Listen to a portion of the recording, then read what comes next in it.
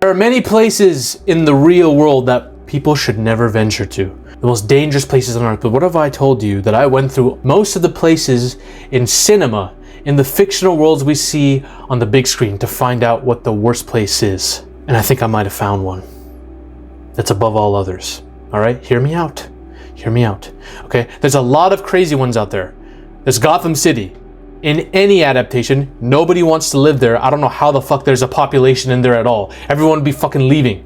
There's Isla Sorna, Isla Nublar, and pretty much all the islands you see in the Jurassic Park and Jurassic World series with all these dinosaurs that just are everywhere. Killing you, sniffing around for you. That's not a good place to visit either. But at least it's fun to look at some dinosaurs, right? At least they're cool. You have the cannibalistic island in Green Inferno where cannibals just want to do terrible, obscene things to you.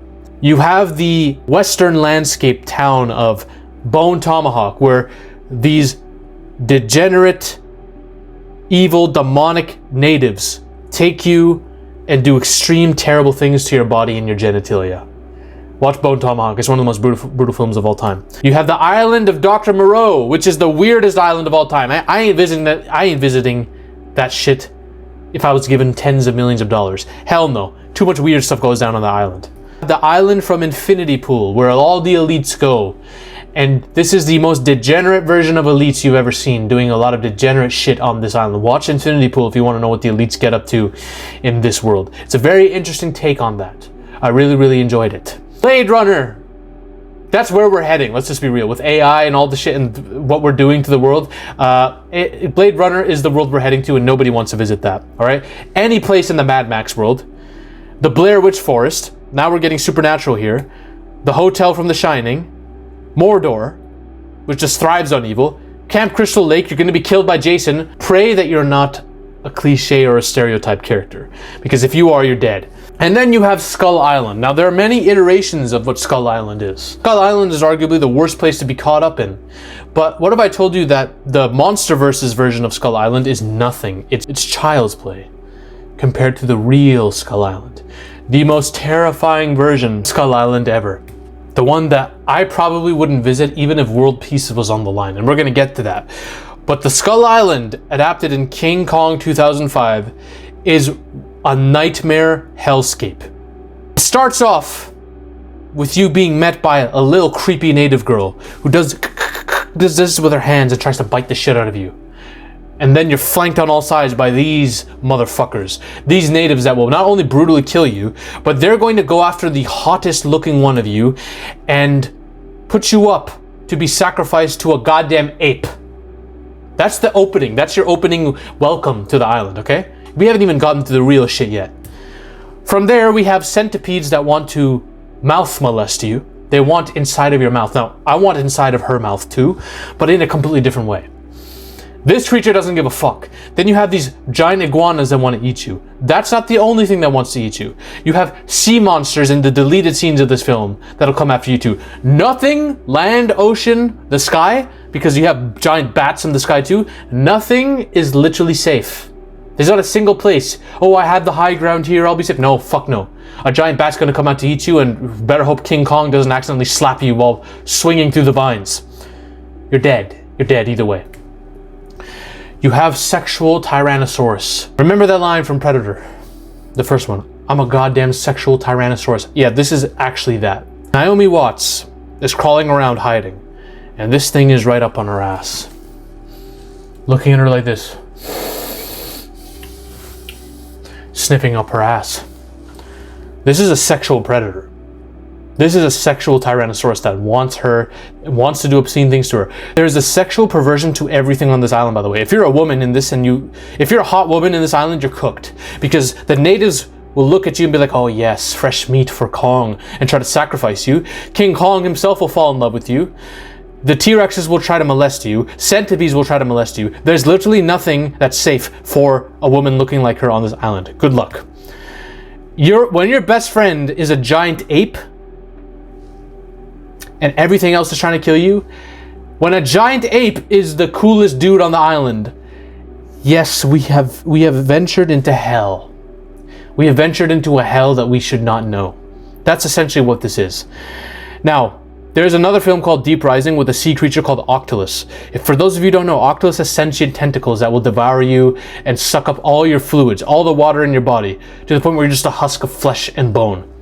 This creature, at the end of this movie, our characters arrive on Skull Island, where Octolus originated from. I believe this Skull Island, this was late 90s movie, I believe this is the same damn Skull Island as the one we see in King Kong 2005. So yes, you have yet another monster you have to deal with, that eats you in a completely different way, that leaves you as a husk, that erodes your body as he devours you.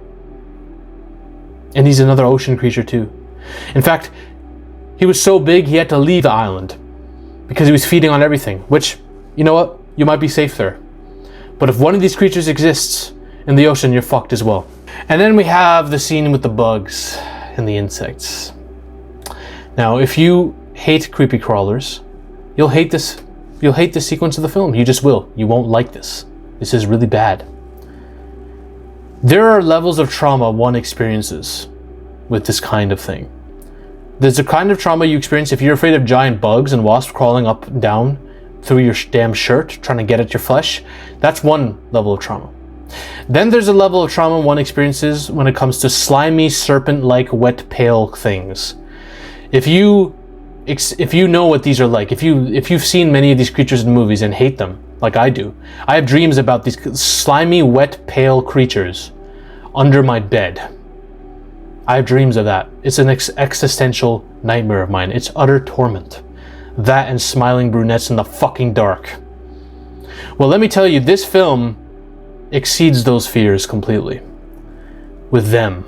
Giant slugs that R-word you. They do this to you. Oh, God damn. Had flashbacks. They do this to you. I saw this as a kid, by the way. This was 2005. I was a child, and I had to see this shit. This probably had a bigger, profound impact on me than I will ever know. They devour you and consume you whole, from the head down. Well, not from the head down, because look at this! Oh, they're devouring you from everywhere. Oh, man, your body's not safe.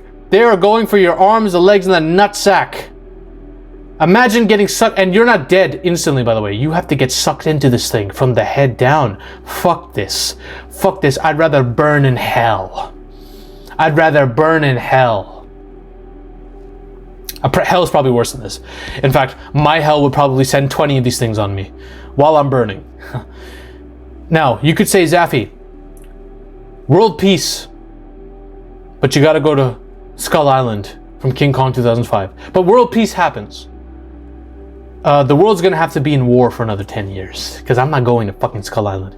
You could say, Zaffy, Prime Kate Beckinsale and Prime Famke Jensen are waiting for you on this Skull Island. They're waiting for you on Skull Island. They want you. They're ready for you. It'd be tempting. I love you. But no!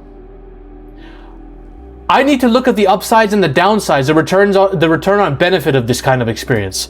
The upside, I make sweet love to this woman, and I freaking finish in 2 seconds because that's exactly how it would go down. I ain't lasting long. You're telling me that experience is what I have in return for dealing with one of these things, who, by the way, when they kill you, it's a slow, brutal process. You're getting devoured, and you're not getting killed instantly. Their teeth are not used to bite into you right away. So my body's got to be flushed down this entire fucking body. And look what happens at the base. I think I'm going to be burned by some kind of stomach acid here after I've been sucked dry. Yeah, I'm sorry. I ain't dealing with this shit. I ain't dealing with shit. Listen, I can deal with the natives. I can deal with King Kong. Listen, the T-Rexes look cool to me. I can at least look at them, you know, and think they're pretty cool. But them, that's where I draw the line. I ain't fucking with that ever. Oh God, man! Ain't no one can tell me they would go through this listen, Prime Kate Beckinsale is really tempting, but I ain't going through this. I ain't going through this. All right. Look at this, man. Look, I want you to look at this. One's going for the leg, all for the groin's about to get sucked in. By the way, oh my God, oh my God. And they're not even biting down on the flesh yet. They're just sucking it in. Imagine what happens. I think there's separate sets of teeth within the damn tentacle body. By the way, how does this work? They're all sucking on me, so do each of them tear off my limbs one by one? Or do they all like have this devouring orgasm where they join together? Oh Lord. I ain't doing this. Kong, the recent Kong, has to deal with what? What on Skull Island does he have to deal with? Skull crawlers? I'd take a skull crawler over a slug death anyways. At least I'll be dead fast by a skull crawler. I'll be dead like this. This is why this King Kong is the GOAT. The recent Kong is saved by plot armor and privilege. You ain't fighting Godzilla and living. I'm sorry. This guy, who's he fighting? Who's he fighting? He's not gifted an Infinity Gauntlet like the recent Kong is and tons of plot armor. No, he has to fucking deal with all these creatures on an island. Not skull crawlers. Every single thing from slugs to weird ass serpents to bats to everything. We haven't even scratched the surface of what's on that island. Yes, he's way smaller than the new Kong. He's a gorilla. He's not a freaking kaiju. But he's way more of a man than the newest Kong. He has way more heart. He had to deal with the stupidity of both humans and all these creatures on Skull Island. Yeah. You're the GOAT. That's the GOAT. If you want to know why he's way better, he dwarfs this Kong in spirit, he'd be someone that Caesar is proud of. You can watch this video over here. Ladies and gentlemen, we are on a mission to take over Hollywood. But the army must keep growing.